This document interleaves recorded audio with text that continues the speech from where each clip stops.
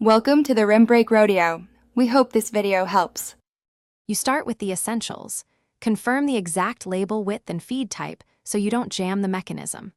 Once done, power down the gun and remove batteries to avoid accidental printing. Make sure your hands are dry. Now open the cover latch and lift the cartridge tray. Pull the old label roll straight out to avoid pulling adhesive into gears. You're already in motion. Next, feed the new roll the correct direction, aligning the leading edge under the guide bar so the sensor can read the first label. You now feed the new roll. Position the roll so labels face the print surface and thread the leading edge under the feed guide toward the print head. Once threaded, align the registration marks or perforation with the sensor window. This ensures accurate spacing.